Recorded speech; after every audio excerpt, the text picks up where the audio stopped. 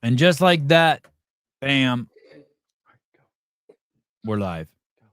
And let's make this really fun.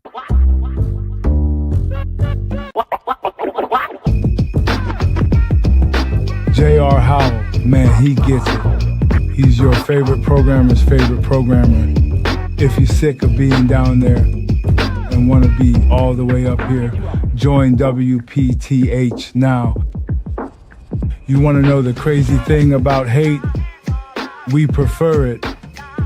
We prefer thehate.com. Tell them Beasley sent you. Word.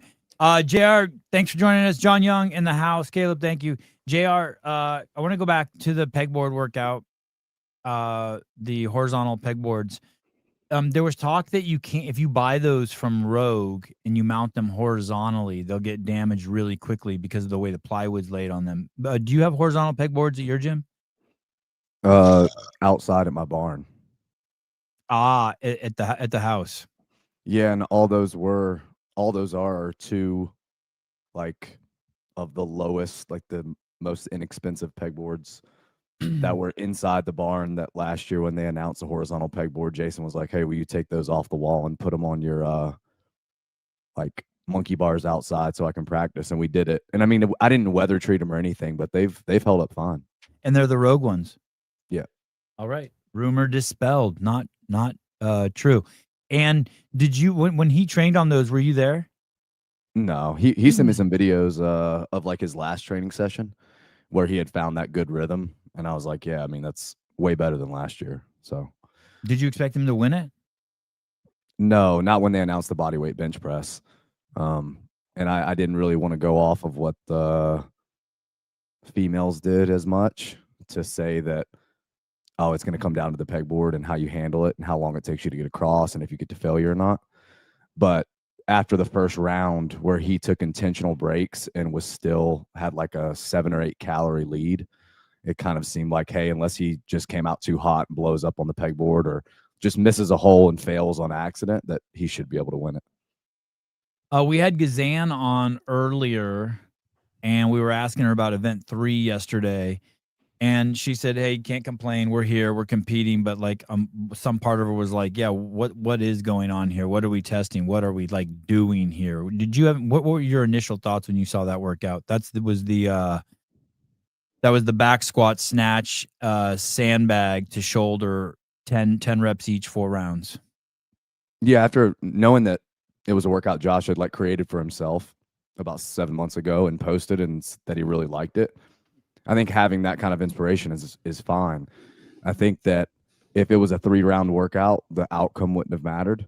But also, I think if you want to do a workout like that you know is going to create that much wear and tear potentially, just put it on the last day. I mean, that's the only thing. I probably would have put it on Sunday so that you don't have to feel it the whole weekend.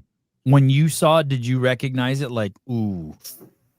Oh, yeah. I mean, it looked – I mean – I think you've said it. You guys have said it. It looks like a hero workout for sure.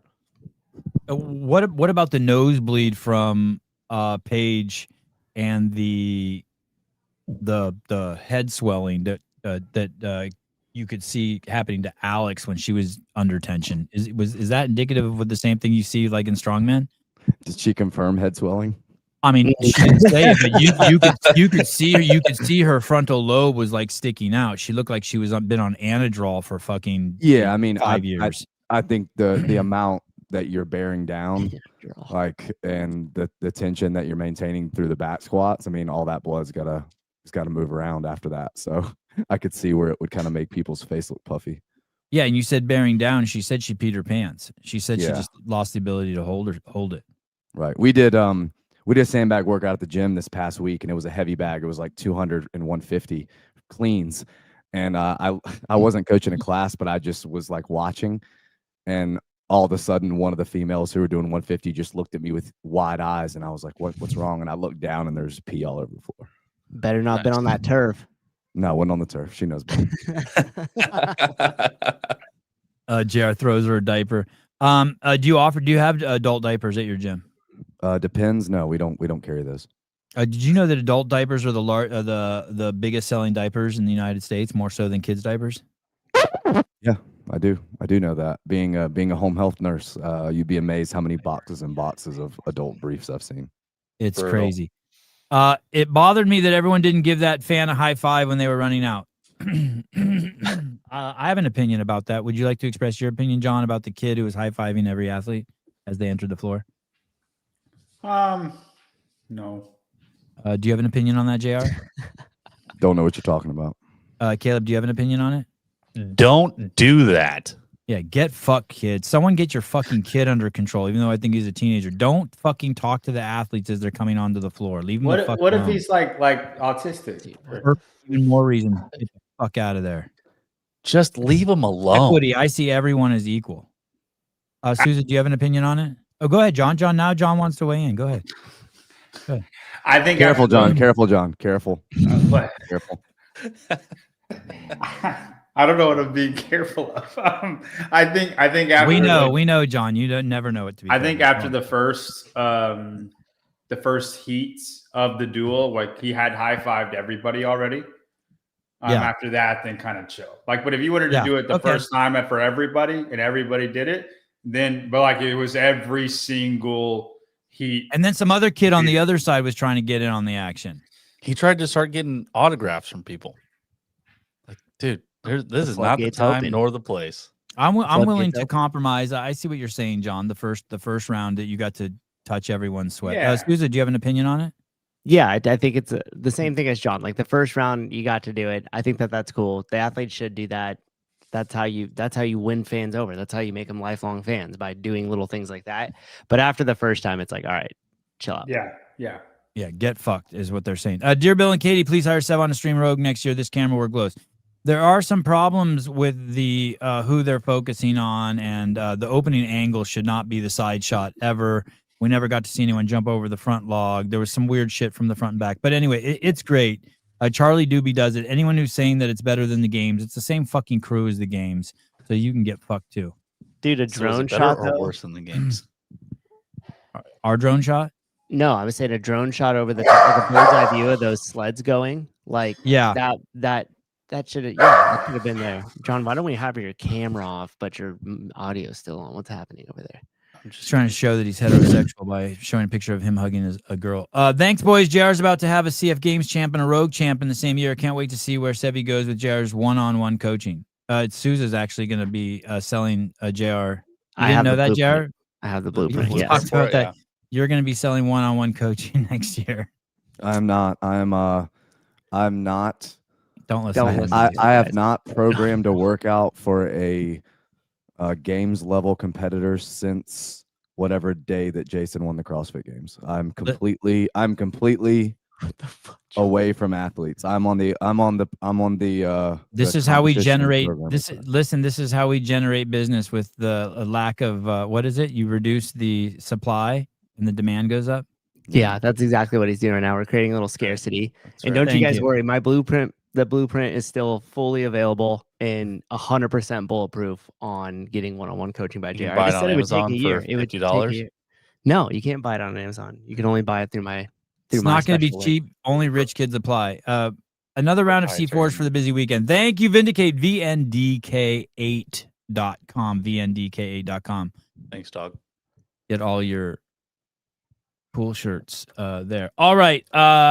Welcome to the most biased reporting analytics in the CrossFit space. We had the duel. I really enjoyed it. I thought it was fantastic.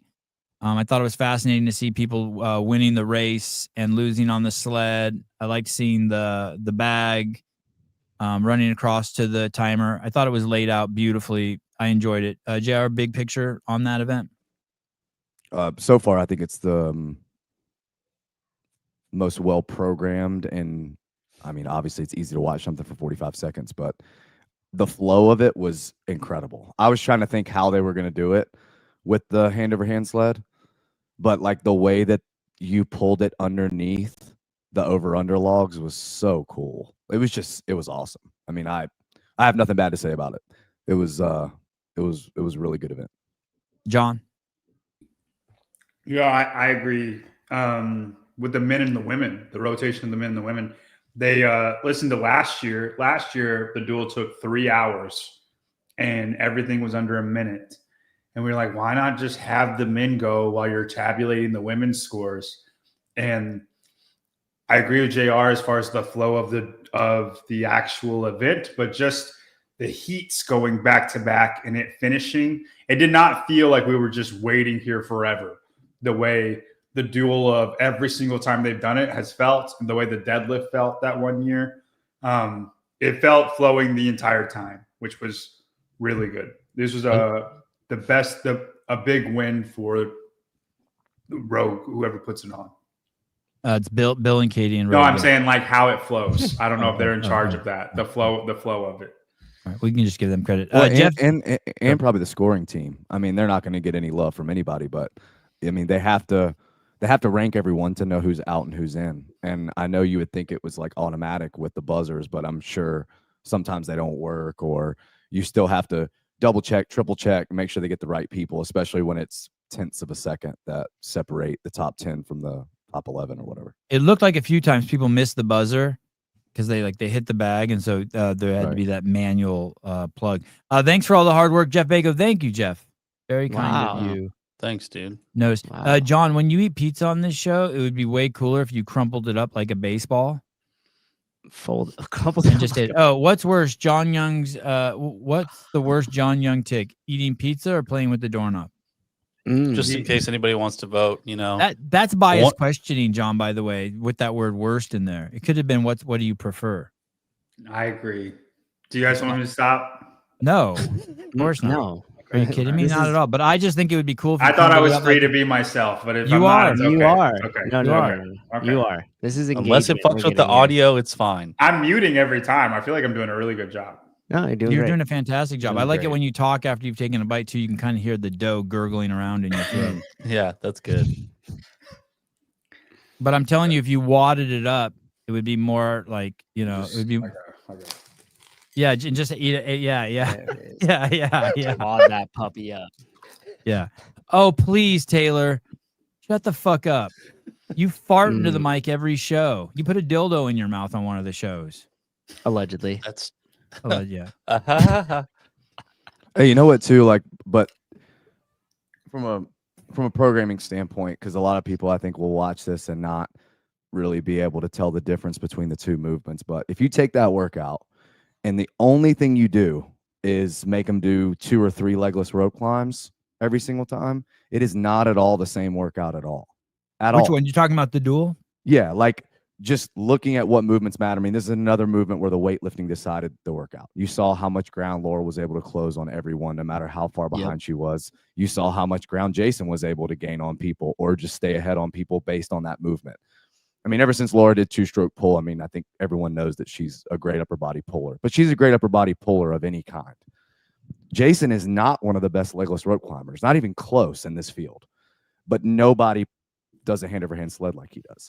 So a lot of people be like, oh yeah, it's just upper body pulling. It's not just upper body pulling. It's loaded upper body pulling. It's a very different movement than if that movement would have been something gymnastics. It just is. I did notice it was fun watching the nuances in their technique. Clearly jumping over for most people was faster as opposed to the crotch roll. Also, James Sprague in the far lane one time, as he approached the sled, he picked the rope up while he was taking his last step and then drug the sled as he took position. I thought that was brilliant. And then, of course, I think that the sled pull came down to hand speed for a lot of them. And then Laura Horvat, where she put the nail in the coffin every time, which I didn't see anyone else do, male or female, as well as she did, is when the sled was about 5 to 10 feet away, she would stand up. She didn't move her feet, but she gave it that last couple jerk pulls, which equated to like 5 pulls. Yeah, it looked like at the last 5 or 6 feet. I don't know if this was a standard or not, that you couldn't do this until the end, but almost having a straight arm hip to hands pull. Yep. Just would cover the last 5 to 6 feet. I mean, it looked like everyone was doing hand over hand because they knew doing hands to hips, big pulls would have been slower. But at the end, if you finished your last 5 or 6 feet doing it that way, it got you done way faster for sure. And then one final thing on technique. And then when you ran over to the bag, you had to grab it in a way that you knew in your top position it was going to be above the pedestal, but also don't do a double pull, be strong enough to wherever you grab and put your hands on it first, it comes all the way up to the shoulder and then on the pedestal, as opposed to that re-grip that a lot of people were doing in the middle. Well, Go a lot ahead, of John. people do Go ahead. any kind of sandbag movement. They'll push it over. Like it'll be staged upright, but they'll push it over to where it's long ways because then they can clean it better. But if you took time to do that, you were going to lose. So you had to go ahead and grip it in that straight up and down position, which I think made it loading a little harder for some people that caught on the lip. Mr. Young. If you're Colton, what do you do in a workout like this? Like if you're Colton or Austin, like I'm not saying it's a problem with the workout, but they literally could not do anything to not be last place. Yeah, that log is high for Colton. I mean, I'm just talking about the sled pull too. I really think just mass helps a lot on that. Being tall helps a lot on the logs. It helps on the sandbag to the pedestal, and then mass helps a lot on the sled pull. Any big guys didn't do good in this event? I think they all did great. Yeah. Are we going to be? I personally don't like the event, but I'm not going to get into it here. But I enjoyed watching it thoroughly. Personally, don't like the event and the competition. Do you CrossFit competition? Do you think those bigger guys are going to be saying the same thing on this deadlift wall facing handstand push-up workout? Like, what do? I have more distance to travel, and they're as strong as I am, and they're better at handstand push-ups than I am. Well, but you could say, and they're as strong as I am. I think I would argue Colton's probably a better upper body puller than most people, and he had zero shot. I'm not saying it's unfair. I'm not saying I'm just talking through it. I do think the big guys have a point on like the burpees and the overhead squats. I think that's a better workout argument for them saying that. I'm sincerely just asking, can he do anything to not be last place in this workout? Because it just looked like it's just a completely different workout for him. It's not a fair, unfair thing at all. It's not what I'm saying. I'm saying, what could he do to not be last place? I don't think anything. I think it's one of those damage control events where he just tries. There is no damage to control. It's 100% maximum damage. Well, you could minimize fatigue. He could slow down. He could decide not even to lift the bag. Like, and also too, like if you quit, if he knows he's dead laugh, like just pull a key, act like you're injured, and then get ready for the next one.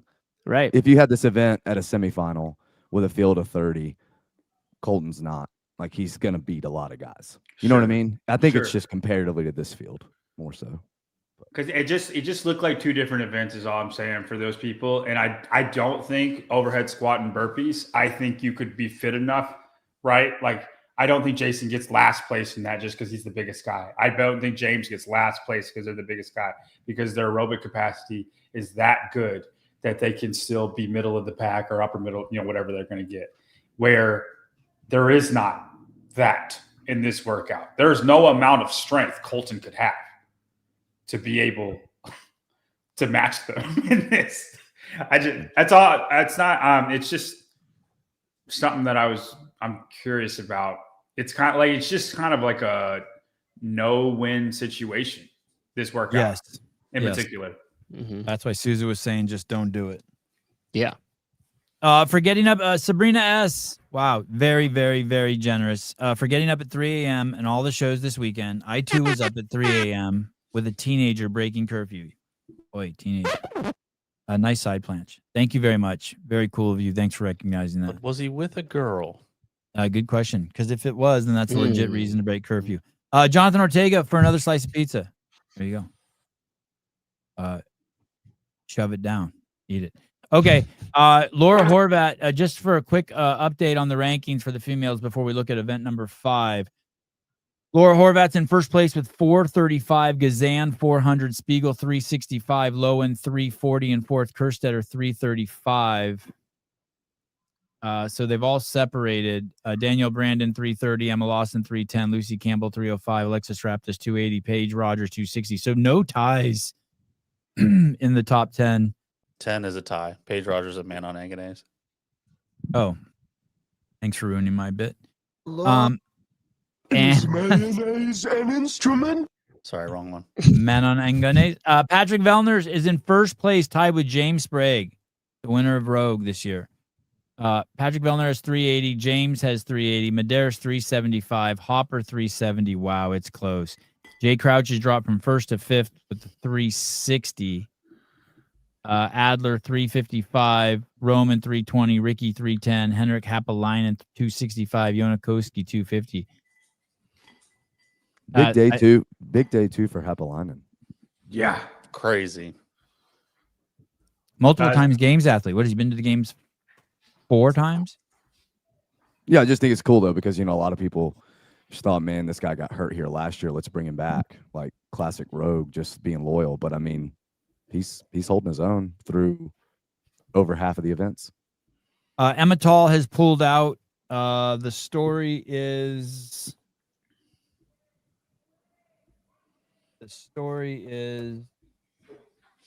Kiki's makeup is awful. Oh no, that's not that. The story is that Emmental will beat Haley Adams by the end of the weekend. Oh god, that will be crazy. I thought I saw someone told me what happened to Emmental. It was like a shoulder deal. Oh, here it is. Emmental watching the event on the verge of tears.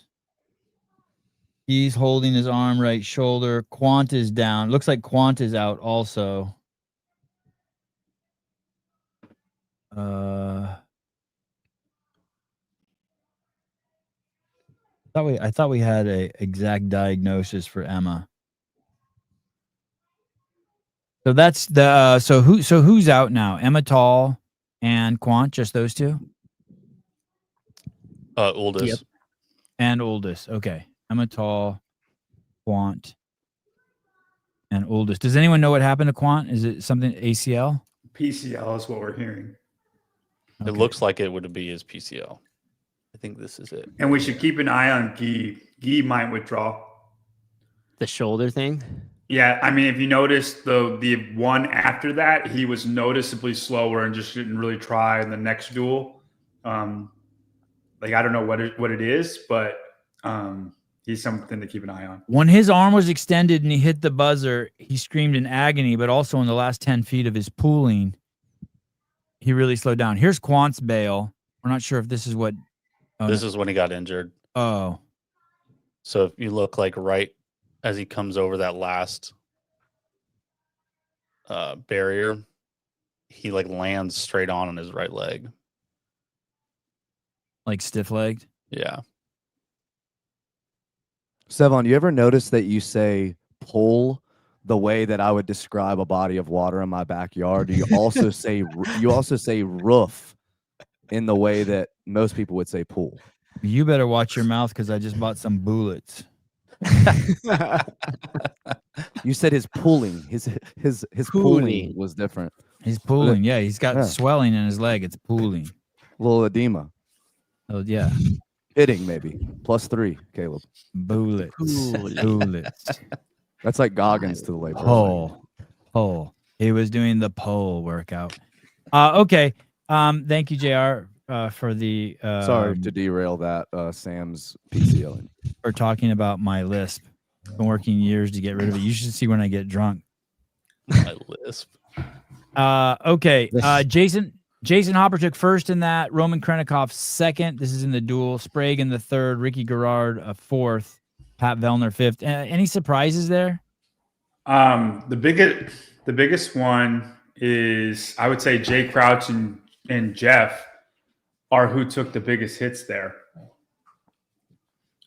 Jeff Adler. Yeah, they go have 11 and 12, and then going into the last event with 1 day left, Jason had a 15-point lead on Jeff. I think that's he was down by 50 points to Jeff at the start of the day. Who was? Jason. Oh. I mean, now he's up. Now he's up. Mm-hmm. He's in Hopper's in fourth place with 370. So he's up 10 points on him. No, 15 points on him. Wow, Yeah. 65 points in 2 workouts. And I mean, there are 4 guys within 10 points of each other to win Rogue. And I really think it's within 7 guys. Roman would have to do something crazy, but I think it's within 7 guys' reach to win still. So it looks good up there. What's really trippy is down at the bottom of the leaderboard. If you look, Colton Mertens took 19th in that. Hatfield took 18th. Panchek took 17th. Chandler Smith took 16th. That's Colton's second 19th place in a row. Both workouts today, 19th place. His mood is probably not pleasant. I mean, I think he has the same reaction that I just said. Like if you're like, I don't know what I'm supposed to do with that. Like it's not your. I don't think he lets that thought get into his head and not leave immediately. No, but you think he's angry about that? I don't think he's angry about that. I think he lets it go and just moves to the next event. He's a stoic man. I just don't think he says, what am I supposed to do? Because it's kind of feeling sorry for himself. I don't think he lets himself do that. Mm-hmm. He lost 180 points. Do you think he's going to win this next one, John? Do you think he's going to go 1-19-19-1? I do think that. Dude, that's what's cool about it from a leaderboard standpoint. Someone in the comments was saying Colton Mertens is no different than Guy, a one-hit wonder. That really pissed me off. You're out of your mind. That's insane. Is this true? JR, do you have a response to that? I don't think it's a reasonable comparison to make at all. When Colton wins the next 3 out of 5 events, or I guess when he's going to have 2 more event wins and maybe another, depending on I don't know what all the details, but he might have 3 more event wins coming in this competition, and he's going to end up no less than 7th place. He's not Guy. And they're all different things. Guy's good at one thing, and Rogue values that thing more than anything else. 180 points went over Colton's head today. That's good. I'll be right back. I gotta get the baby. No, let's talk about Austin Hatfield, John, before you go. No. I'm gonna be back. I'm gonna 12th and 8th. 10 seconds. Okay. Bye. Austin Hatfield currently sitting in 15th place, a 12th and 8th, a 12th, a 15th, and an 18th. That's got to be a shock to a lot of people. Yeah, what the hell? I thought he was the second coming. Yeah, and he's also he's never been to Rogue before, right? This is his rookie year at Rogue. Correct. So I do think that competing here does have a different feel, and maybe some of the typical pacing strategies or I don't know, even like what things that you expect from the programming just doesn't always like shake out the way you think it's going to happen. So I kind of wonder too. And I know he's got a new coach now. I mean, I know Angelo's coaching him pretty much exclusively now. Oh, wow. So probably trying to develop that new relationship too. It's just different, you know. How would you compare this programming to the games? Very, very, very different. It is very different. Like yeah, heavier or like shorter? I think that to this point, that there has been one workout that's been limited by what we would call base fitness or just like base capacity. And that was the first workout of the competition. So 1 out of 5 so far. I think the next workout is still going to be push, pull, muscular stamina, whatever, gymnastic strength, barbell strength. So there's another one in that mode. I think until we get to the burpee overhead squat one, where we say like base capacity, true fitness is going to separate people. And I don't know what's going to come next. I would expect that event 7 is going to have running and a lot of it. And then depending on what the finale is, I don't really think you can make blanket statements about the programming. But to this point, it's been extremely power output weightlifting biased, which is not out of the ordinary for Rogue as far as their biases go. But to this point, we haven't been able to see a lot of separation outside of, I would call, muscular stamina. You're not being critical. You're being just as an observation. I'm trying to be objective. Yeah. Yeah. Susan, were you going to say something? No, I was just going to ask him what he thought about the sequencing of like the first day with just, and to me, it just looks like this thing's just so much hinging. I think that, and again, I don't think that that's that's any different than any other road competition either. I think one year they cleaned 3 times. They did heavy grace as the finale. They did DT with a spin, which has all the hang cleans, and they also did maybe it was sandbag cleans that year. I think that hinging more than squatting is something we always see at Rogue. But from a programming standpoint, there's a ton of logistics that go into it, right? What are the strongmen doing? What implements can we leave out there to keep the schedule moving? All that kind of stuff. But if you're going to have something like event 2, which was all weightlifting with a lot of hinging and low back, a lot of CNS demand on the heavy yoke and the heavy back squat in the next workout, if you're going to have 2 workouts like that are so loaded where you have 6 weightlifting movements back to back in a for time setting that's more than, let's say, 2 or 3 minutes, then I think maybe putting one of those on day 1 and then having the deadlift today and then having the other one of those on day 3 makes more sense, just to space out all that weightlifting hinging. But again, maybe they don't see it that way. Really quick here, I think Extra Sloppy's talking about gi. I don't like bullies, not referring to be a gi, but just the media. I don't like bandwagon of people hating on a guy that's never hurt anyone. You don't have to like him, but why do you feel necessary to drag the guy's name through the mud? A very fair comment. So what's going on with Hatfield, John? We know he's great, and he's sitting in 15th with the 12th and 8th, the 12th, the 15th, and an 18th. Yeah, he's got Fraser-like ability with Noah Olsen mindset. So you don't think it's the programming or the coaching that he's had, or the nutshell. inexperience, but you think it's the mindset? I don't think we can say it's an experience when he's been to the games twice already. I mean, I think he was second at Wodapalooza. I think he's done enough where you can't say it's an experience. He should be better than he is. And we don't know all the details, right? Stuff happens, but he should be better than he is. He truly does have Fraser-like ability. Just his mindset is Noah Olsen. And that's not going to get it done. No offense to Noah. Do you guys think it's a fair comparison or no? I mean, he's special in the same way that Colton is special, and yet he's taller than Colton. He's special. Yeah. I mean, I don't know if I would compare him to Fraser, but Hatfield is for sure special. It's shocking to me to see him with a 12th and 8th, the 12th, the 15th, and an 18th in this field. Or let me put it like this. He's 2014 Fraser, but permanently.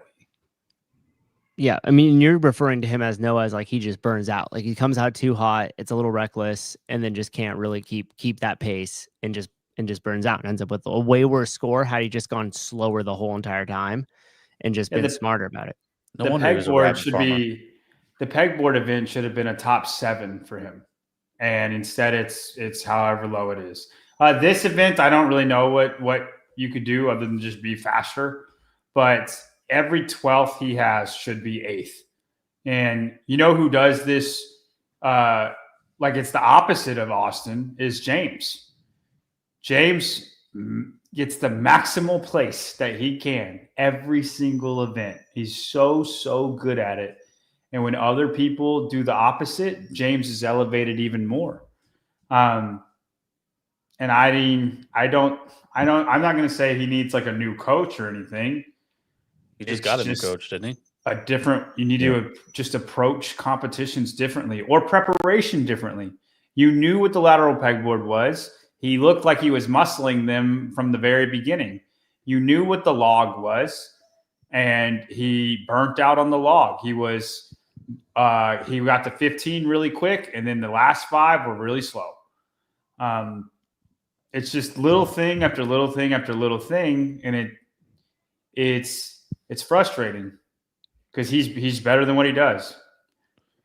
Yeah, another thing too, I think it's worth mentioning is that this competition, like I said, it's his first Rogue. This competition is very different too from a movement selection standpoint. What we think of when we think of CrossFit, a lot of in the gym type movements that you do in the open, that you do in quarterfinals, that you even do at semifinals most of the time. He is nearly unbeatable. He's nearly unbeatable in a games field with those movements. John says it all the time. all the stuff that Colton is unbeatable at, as far as those in the gym movements, Austin is second at, right? Or he's still able to hang with him and beat him. So think about the movements that Rogue typically programs, but think about the movements they rarely ever program, and tell me if you think Austin Hatfield is one of the best in the world at these movements. How many times has Rogue programmed a bar muscle up? I don't think they've programmed one ever. How many times have you seen toes to bar programmed at Rogue? I think never. I think the only time they did toes to bar was the online year. How many times do you see just thrusters in a workout? Right? They did it once the year Jason won it, was like echo bike, thruster, echo bike, or thruster, echo, thruster. And then they had a barbell cycling workout with like handstand push-ups and muscle ups with power snatches at 95 pounds one year. That's what you would think of, right, as an Austin Hatfield type workout. There aren't that many of those workouts at Rogue. It's just not the way they program. So again, I think he's still one of the fittest men alive, but I think a lot of the things that he is the best at in the world, even in a games field, don't come up that often here. To counter that, though, would Fraser win? Yeah, I think comparing him to Fraser is a bit irresponsible. Yeah. I'm saying you didn't deserve that, John. That was harsh. But the goal, no. JR has spoken. I think it's fair. I think it's fair. But the goal, is it not to be the fittest man in the world? Yeah. Are you just gonna just keep on letting you be bad at these things? I think champions find a way to overcome what they are bad at. It doesn't matter. It doesn't matter. It doesn't matter. I think he came onto the scene like really, really fast and heavy, and everyone expected a lot out of him in the beginning of his career, kind of like Jason. I do think from a competition standpoint, he's very green and he's very inexperienced. And I think sometimes that just takes a while. Like I said, it could just be a simple pacing mistake. Like, hey, maybe I should break the bench press on the start, thinking about the last couple pegboard.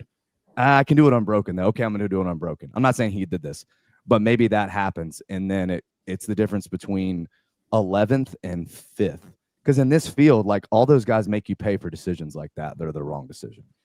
Sure, for sure. Yeah, one note up on the pegboard, he got passed by 6 guys in that heat. Yep.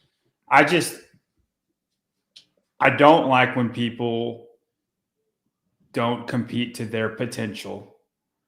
And I feel like it's a mental mistake or a mental liability when that happens.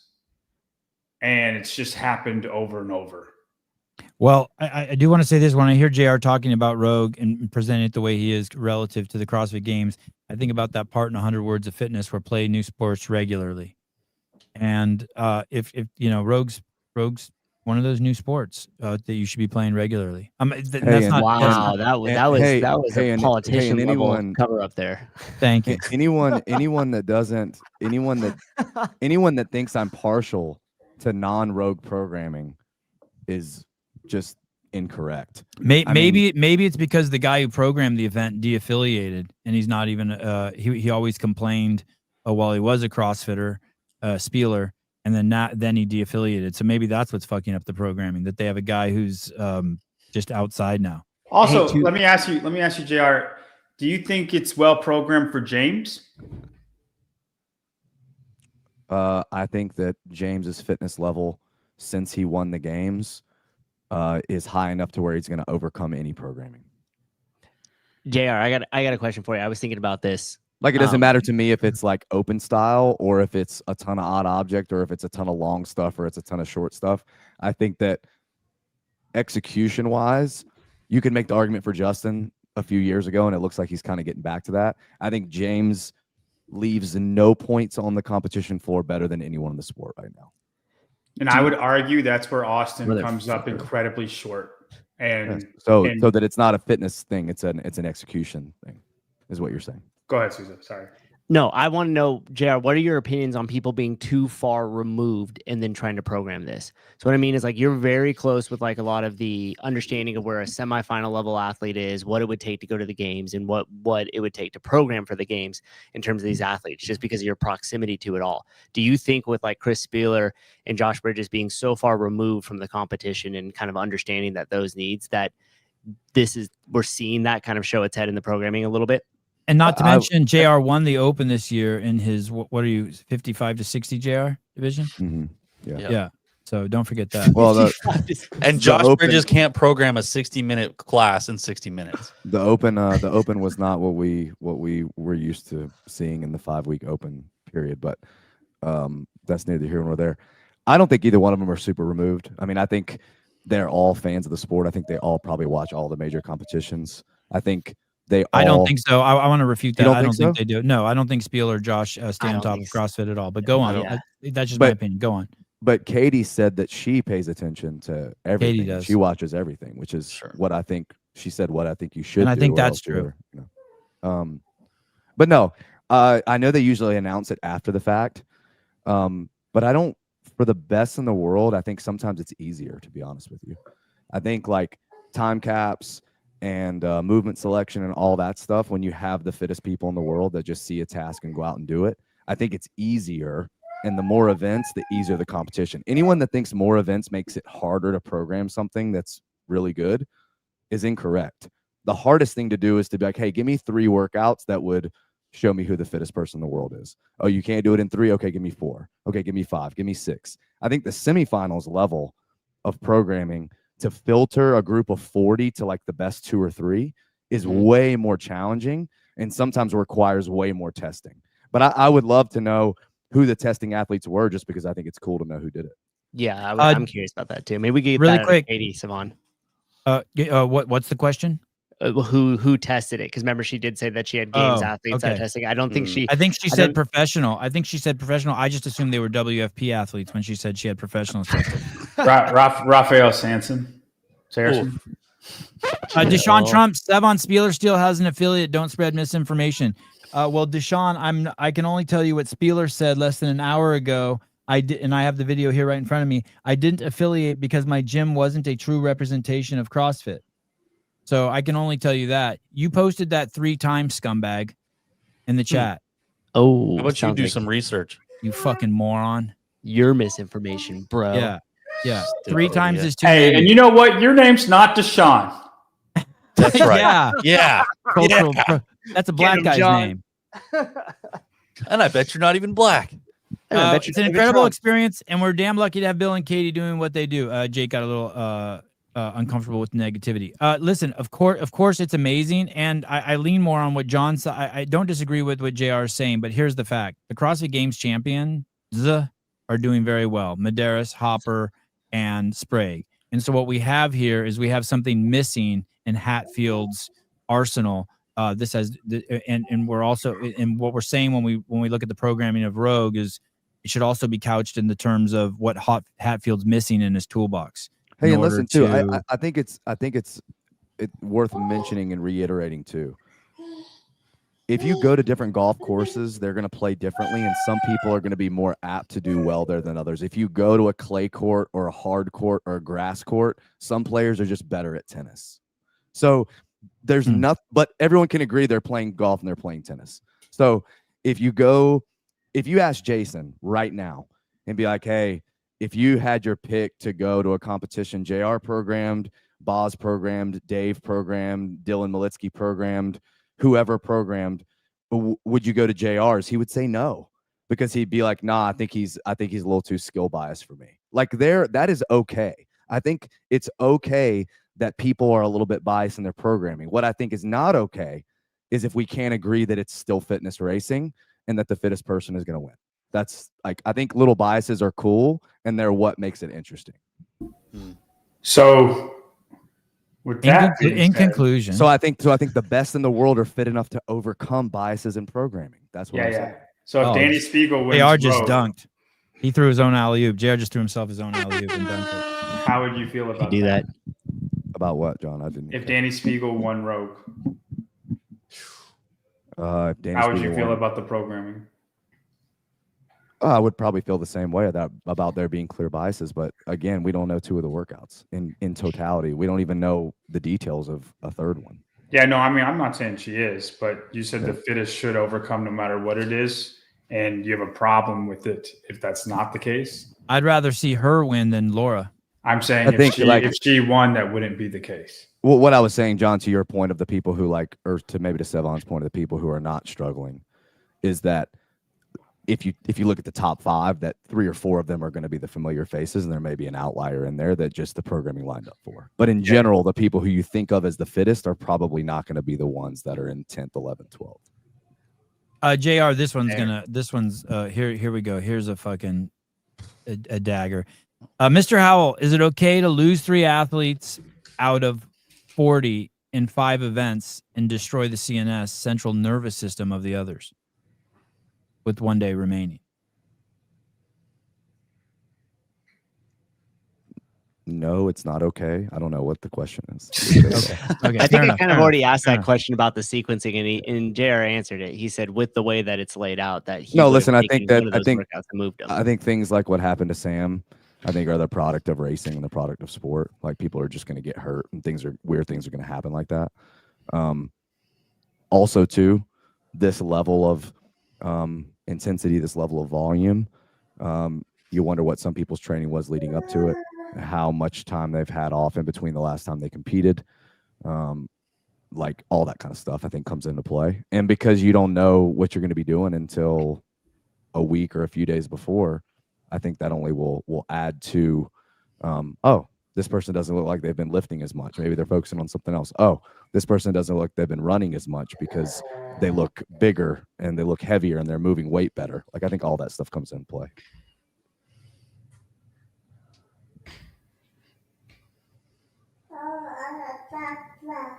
Spieler didn't pay affiliate fees for probably a decade too, Deshaun. Oh, you apologize. I accept your apology. Just so you know, he was comp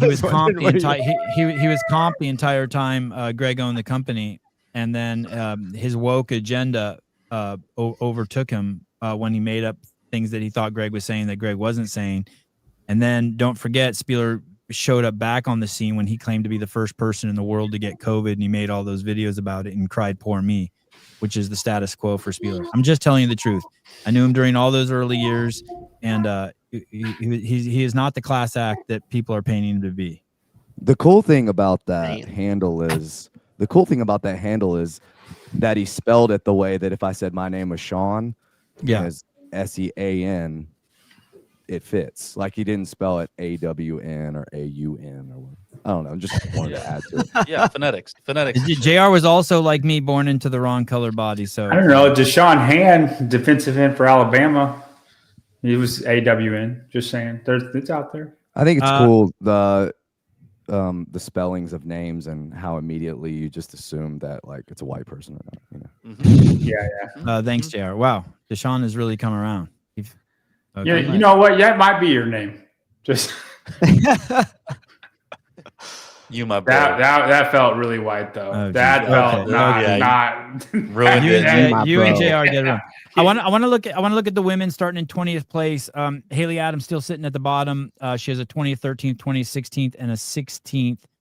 Paige Semenza, 16th, 20th, 12th, 15th, 10th. Paige looked really good, but once again, not enough ass for the sled. Just not enough ass for the sled, but incredibly athletic. In her heat, she jumped over the log the highest, the quickest. Great dive under the log. Very, very impressive. But this is a game of ass. Emma Tall is pulled out, but still holding 18th place. Abigail Domet sitting in 17th. She took 11th in the duel. Alicia Fuliano took 19th in the duel. That is last place. Emily Rolfe took 14th. Maddie Sturt sitting in 14th, took 17th. Maddie's having a tough go today, a 9th and a 17th. Gracie Walton sitting in 13th. Brooke Wells, 18th, 8th, 6th, 6th, and then an 18th. Are we surprised that Brooke didn't do better on the duel? She's quite athletic. She's explosive. I saw her in that first heat. I think that she fumbled the bag, like going to pick it up to put it on the pedestal. And that's okay. So not indicative of her skill set, because she got the ass to pull the sled, and she's powerful and explosive. And I think last year on the power pin, there was that red tape line that you had to clear your pin on, and if you like put it on top of it, it was a penalty or something. I think that's what happened on that one too. You ready, Caleb? I'm ready. Manon Angones. No, Patrick, mayonnaise is not an instrument. 13th, 9th, 15th, 7th, 9th. I'm impressed with Manon. I'm impressed. I think someone needs to get some eyes on her, and she needs to work on that hip explosion. But she has all the strength and all the pieces to be a top 10 athlete. She kind of looked unathletic. Like watching her try to traverse those logs, and then like her running is very like just short and choppy, and she needs to be taught to be explosive. Right. She's not being explosive. Very choppy, but she was pulling through every time. It was impressive. Great composure on the pegboard. Incredible composure on the pegboard. The best, the greatest. Some of the best. John, what's up? You don't like Man On. Every time I say something about her, I can see you like swallowing something down. She's kind of like Chandler Smith for me. I feel like she turns up for Rogan over us. That's racist. That's racist. Oh, John is just red. I love it. You're the man, John. You always provide. Okay. Paige. And that's what you have to do to be on the show. You have to just provide, and that's what John does. He's like one of those. He's like one of those chocolate nativity, cardboard cutouts. You open it up, and there's a sweet piece of chocolate. That's how John is. You just knock, and a piece of chocolate comes out. Yeah, and sometimes it's weird cream-filled one that you weren't expecting. It just happens. Oh, man. Paige Rogers. Let me hear, JR, your assessment of this. The 2nd, the 15th, the 13th, and 8th, and the 15th. What do you? I want to look forward for Paige. We've seen her come so far. I think the baby came February of this year. She's here competing. She's sitting in 9th. Is this a top 5 CrossFit Games athlete in another 6 to 8 months? 220 days, whatever that is, till the games? I mean, if I had to bet an amount of money that mattered to me, I would definitely say she's a top 10 games athlete. I don't know about top 5. I don't know who will be competing and who's not. But I think this leaderboard is really indicative to what Angelo and what she even said at Crucible and after. Hey, the strength is going to take a while to come back. I'm a little bit lighter than I was, and I haven't been able to lift the percentages, that I was accustomed to lifting. But workout 1 was fitness, right? And then skill limiting. She got 2nd. Workout 4 was skill limiting, really, right? Gymnastics, she got 8th. And then the all weightlifting, 15, all weightlifting, 13. And then 15th on this last one, power output. So I think this is like what you would expect. I think the fact that she's in 10 is like kind of what you would think going into this. I think she's going to do really well in the next one because even though it's heavy, I just think that movement combination is really good for her. In the queue, they did a workout with 60 deadlifts at 225 and 30 wall walk complexes, and she beat everybody by like a full minute. So I think that deadlift handstand push-up combo is really good for her. Now, I don't know comparatively to her 1 rep max how heavy the round of 3 and 1 are, because if she flies through and then can't pull the last bar, then what are we talking about? So what's the last bar for the women? Is it 400? I don't know. I don't know. We were guessing 365. Yeah, I mean that sounds. Yeah. Susie gave us some numbers in the last show. I'm really interested to see though if this workout, because of the ski buy-in, like does the ski end up making the handstand push-ups a lot more valuable? I hope that's the case. Dude, even though there's 31 of them, that just skiing for 4 minutes is going to make the handstand push-ups a lot more difficult than if they just didn't have the ski in there at all. Tricep, is that what you're saying? Tricep gets exposed? Yeah, tricep, just general arm fatigue, right? Yeah. Let me ask you this. Let me scroll back down really quick, back down to 20th, and ask you about Haley Adams just really quick. The squatting looks just absolutely atrocious for a veteran. The knees are coming in. Some of the movement patterns are still just goofy as fuck. She does not look like an elite athlete out there. She's been out there long enough for someone to get eyes on her and fix her. I'm starting to go to the place that she's just completely uncoachable. She's moved around a lot. She's had a lot of drama. Is there anything she can do? What does she need to do to get her knees to track over her toes, her knees not to come in and touch each other when she squats, to start moving like an athlete and really use this remaining, 5 years she has? She has the base. She has the metabolic capacity to do anything. What's it going to take? What does Haley need to do? I think she has to want to. It has to be important to her. That's it. Why doesn't someone? Do you think someone has actually talked to her? Or people? I don't think it has anything. I don't think it has anything to do with anyone else. I think it just has to do with if like she sees those as things that she wants to get better or not. That's it. Maybe she doesn't know because no one's told her. I think she has to commit to one thing or the other. Do you think they're fixable? Like I think she needs to literally take 6 months and live inside Westside Barbell and not do anything but that for 6 whole months. Dude, but her technique is atrocious too. Yeah, but they would fix that. Like hire like coaches to fix all things that, and you literally live there, and you don't run, you don't do any gymnastics. That's all you do. It's no one ever fixed it for Brooke or Annie Thor's daughter either. But they didn't do that. They didn't do that either.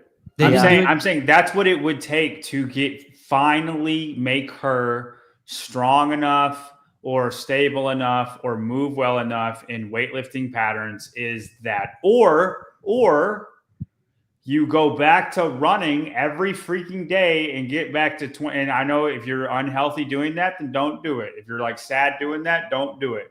But you either go that route or go 21, 22, 2021, 2022 Haley Adams route. That's the 5th fittest woman in the world. Or you go Westside Barbell route. And I'm not saying the Westside Barbell, that's the gym, but something like that drastic, because you will not get better. It's shown it's not going to improve unless you did something drastic like that. Or you're just going to be mediocre, and that's what she is right now. Judy Reed, maybe she's fine and doing this just for fun, making a living, working out. Maybe you're right. I just think that as people get older, they're going to look back and wish they'd done something different. Go ahead, Souza. I think I agree with what John's saying completely. And I think that most athletes would view that as like a step backward, because I think it would take a whole season, to John's point, like that full 6 months to go back and to correct all that and really, in some cases and in some movements, start all over. It reminds me of a guy we used to have in the gym here that was like a D1 800-meter sprinter. Dude was fit as shit, but he moved really poorly. So he was limited in his snatch and his cleans and everything else.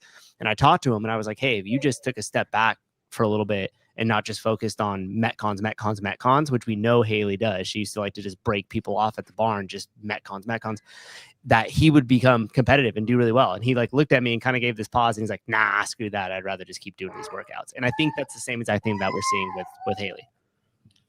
Yeah. I mean, people don't want to do that. Like it's not fun.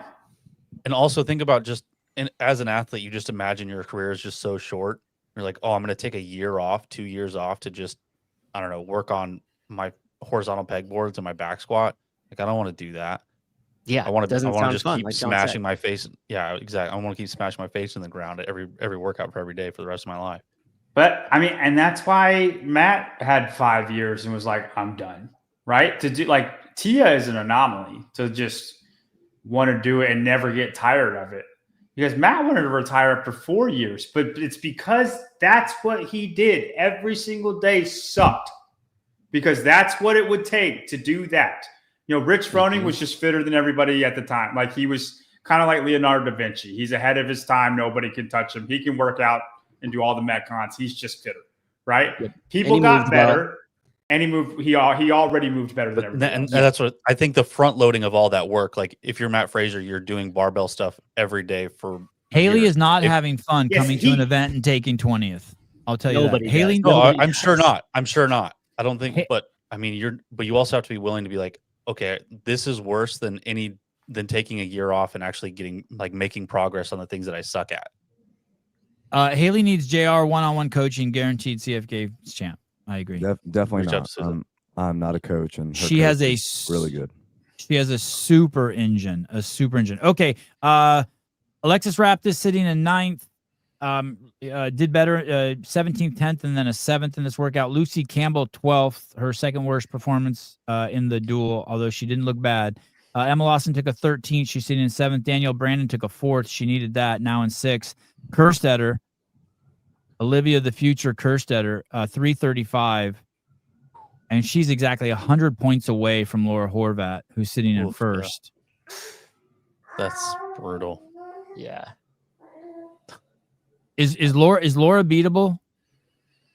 Are we going to have to wait till this next workout? We have to wait till this next workout. Unfortunately, it's only 31 strict handstand push-ups. I know JR said he hopes the ski interferes.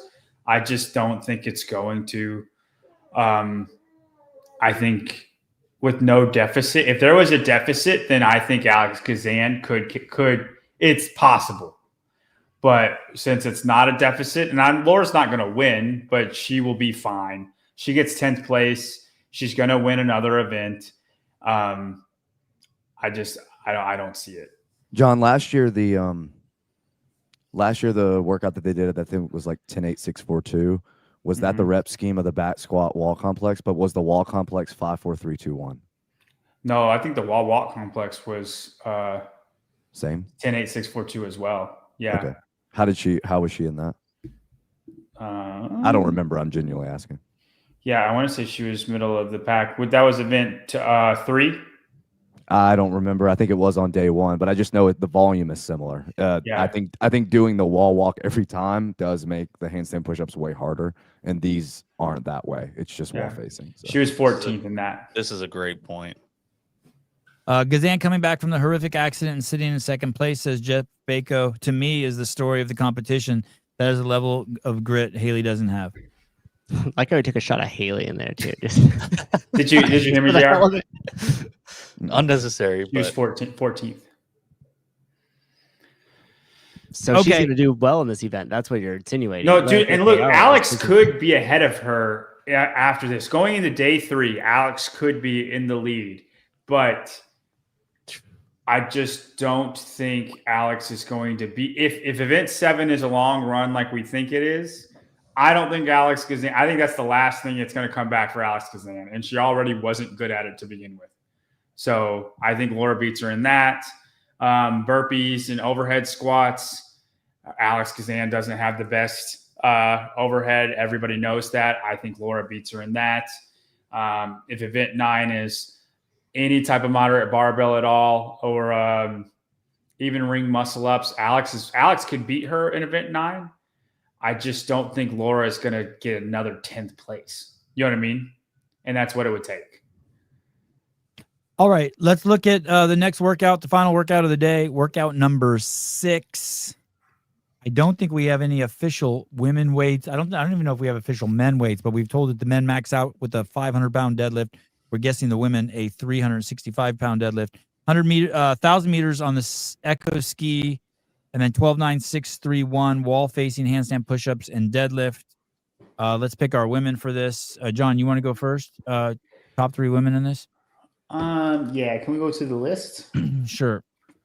Horvat, Gazan, Spiegel, Lowen, Kerstetter, Danielle Brandon, Emma Lawson, Lucy Campbell. I like Gazan, and I honestly like Spiegel. I think Spiegel's going to be very good at this too.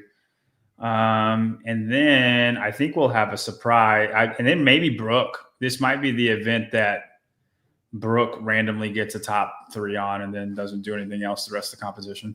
What about Alexis? I think the deadlift will slow her down. Again, if the handstand push-ups were double, then we can talk Alexis. But it just, and I hope so, JR. I hope it would be awesome if the handstand push-ups meant anything. But they don't look like they're going to be a ton. And so then I just think it's not enough for Alexis to be up there. What about Maddie Sturt? She's a good deadlifter, but she's bad overhead. So, and I think Olivia's in the Laura Horvath camp. Not as much, but in the same vein. JR, any picks for this one? Yeah, I actually like Alexis. So I like Danny, Alexis, and I'll take a flyer on Paige. Oh wow. Wow. You think that the leg strength isn't affected with deadlifts? Like you think she's still good with her deadlifts? Yeah, I think for even doing 3 singles, I think is going to be fine when you get to the 4th weight, I guess it is.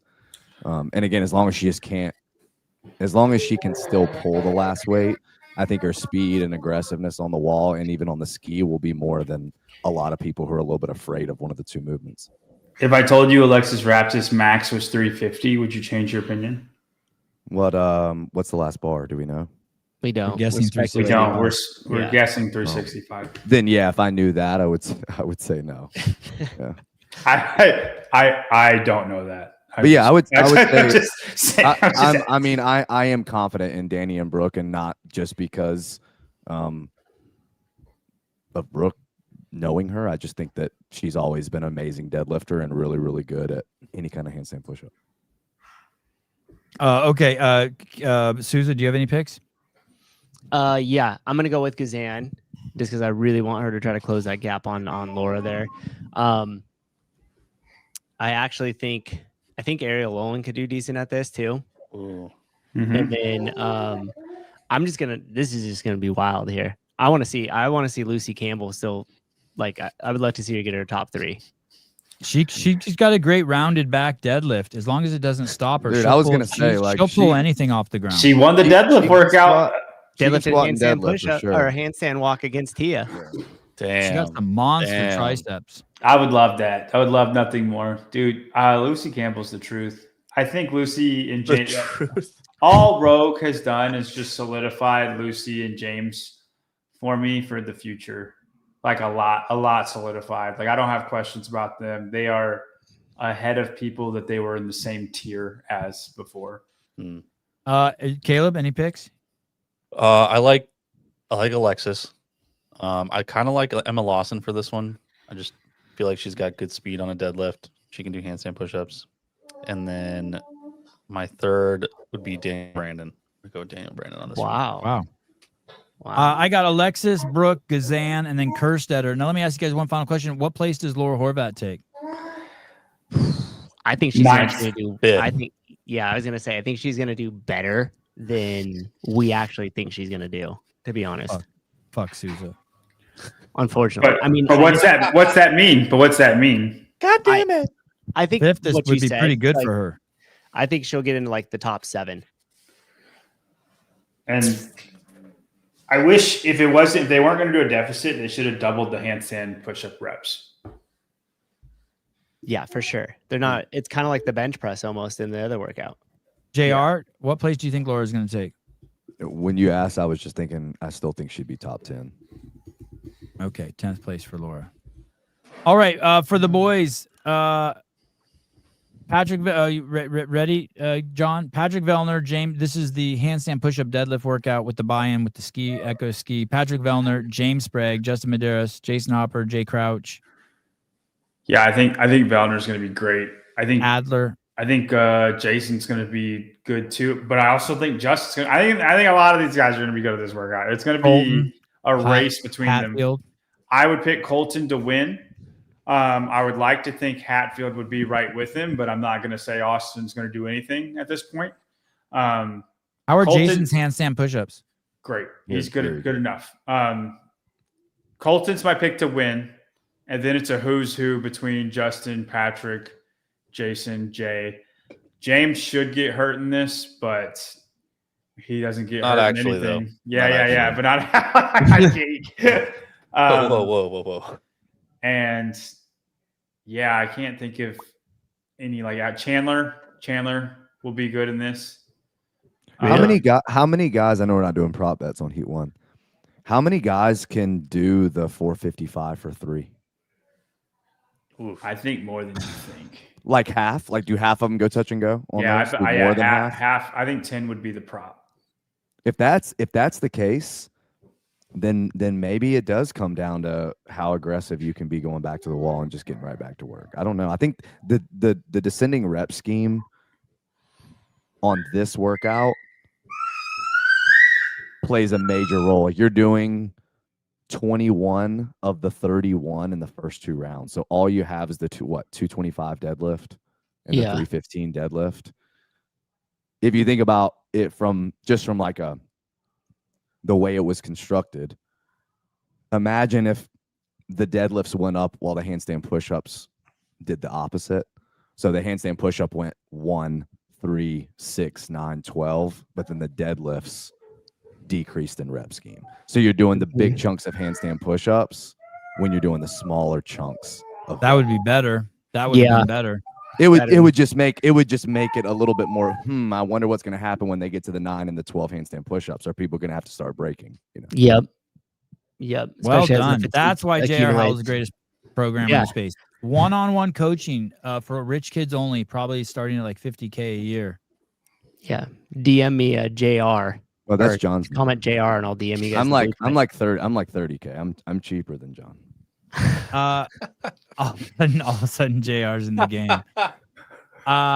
That's a great idea. As opposed to increasing the number of handstand push-ups, just reverse them like that. Hey, and let me ask you this before we pick the boys: any chance that Colton could fall so far behind in that 1,000-meter ski erg that he can't make it up on the handstand push-ups? No, dude. No. All Colton does is I row don't machines. I don't think so. And I do think that after seeing him like last year on that bike erg workout specifically, comparatively to the field at Crucible, and then seeing him on the row and bike erg workout again this year, I really don't think outside of running that anything monostructural is like, unless it's just a time trial of like a 5K row or a 2K row or something like. I think if it's a mixed modality workout, I think Colton is fine. Yeah, if it's a sprint, that's where Colton could get hurt. Yeah, it's just again, like I think if it's like a sure. I think if it's a really, really short time domain workout, like the WP workout, where it was like what 500-meter row into whatever the lunge, or it's just straight up single modality machine.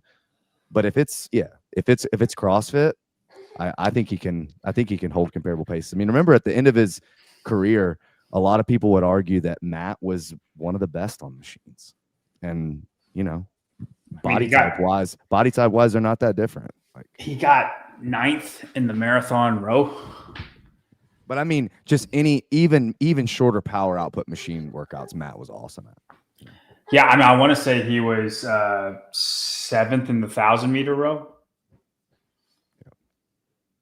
And like these guys that are with him are freaking 6'2", 240. You know, big guys. Maybe not 240, but. I don't think normally these deadlift weights would be heavy for any of these guys, but after everything they've been through so far, deadlifts will play a much bigger role. I don't know. I'm thinking their adrenaline's going to kick in and they'll just pay for it tomorrow. Maybe, but I do think the fatigue will matter a little bit on those last couple of barbells for sure. Like I think they got broke off on that one. It's heavy. It's heavy.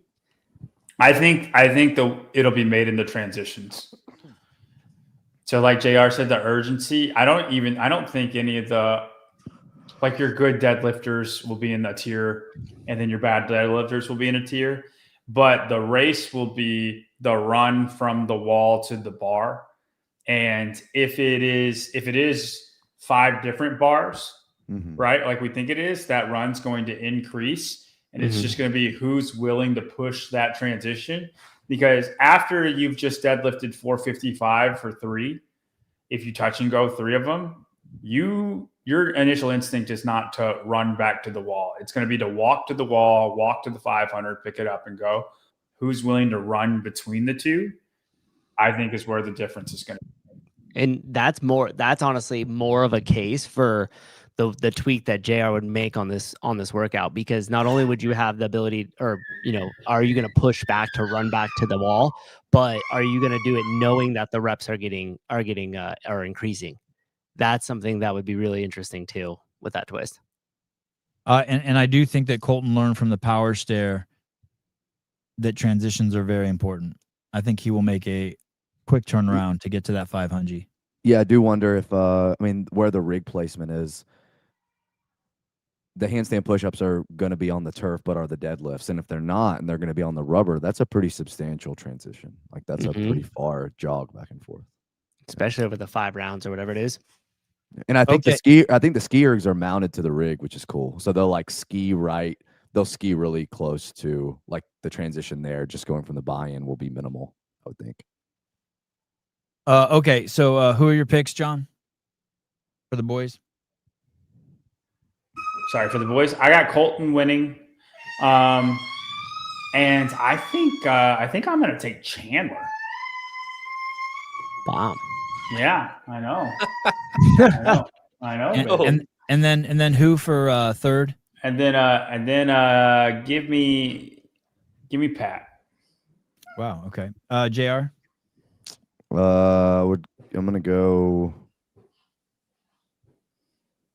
Colton, Justin, J. Solid. Souza. Which J? J Hopper, J Crouch. Crouch. Yeah, I'm gonna Good go. question. I'm gonna go Hopper too. I think. I mean, look how many firsts he's stacking up, and once he kind of gets that momentum and confidence going, like I wouldn't be surprised if we saw it again here.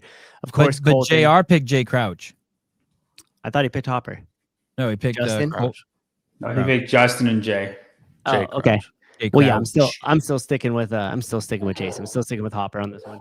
And then I think Colton has a great shot to win it. I think he's going to come back probably angry at the last workout and really attack this one, especially I think both implements he could attack really well. And then I'm actually going to go with Justin as well for the last one. So Colton, Jason, and Justin. And I'm going to go Colton, Jason Hopper, Jay Crouch, and then Vellner. Caleb? I like Pat. I like Jeff. Thought about Pat too. And For the record, Colton Austin. just Go ahead, Caleb. Sorry. and Colton. Obviously Colton's just a good pick always. Austin's handstand push-ups are wicked. You going to say, John? Yeah, Austin should be good at this workout. He should be good at the ones previous too. But if he ends up doing well, I would not be surprised. Yeah, I don't trust him anymore. I don't trust him at all. But I don't think we should not say it. You know. He's a what do they call it? A honorable mention. Yeah, that's where he needs to be. Yeah. What if Fabian wins this? Oh my god, that'd be hilarious. Dude, Fabian's kind of been a pleasant surprise in my opinion. He's Where's he at right now? Where's he he at? belongs. He's a in pleasant 18th. surprise at 18th. Yeah, He great job. is, dude. He was He is. supposed to I be agree. last by a lot. He got I 6th agree. place. He beat Jason Hopper in a workout. And now that Quant's Yeah. hurt, Fabian's going to jump up the leaderboard. All the way up to 17th.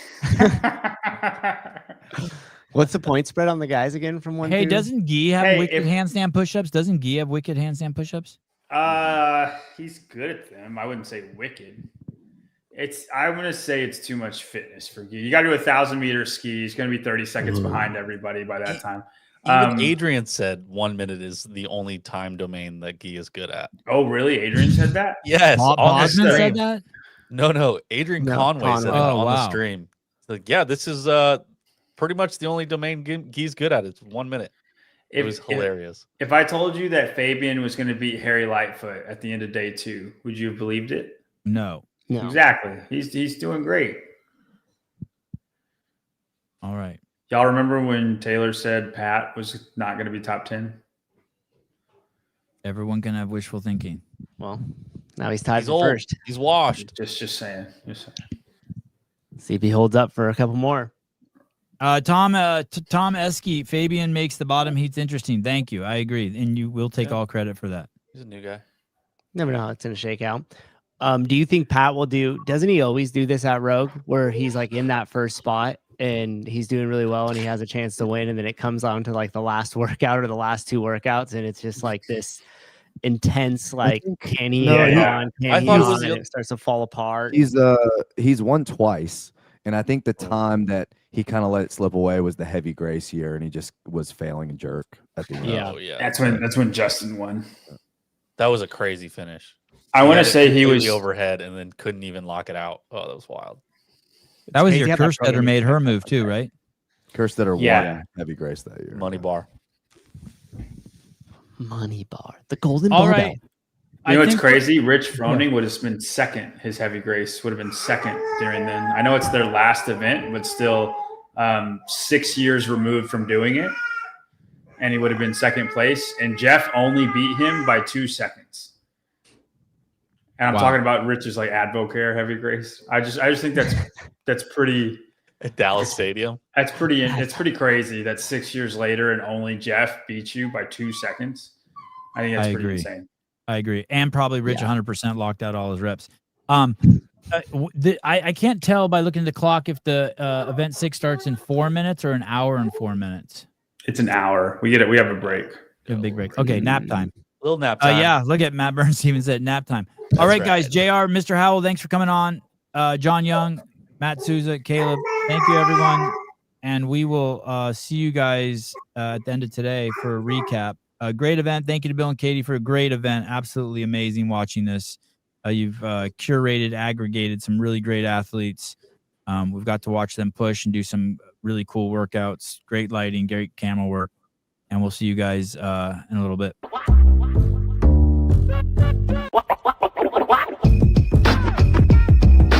J.R. Howell, man, he gets it. He's your favorite programmer's favorite programmer. If you're sick of being down there and want to be all the way up here, join WPTH now. You want to know the crazy thing about hate? We prefer it. We prefer the hate.com. Tell them Beasley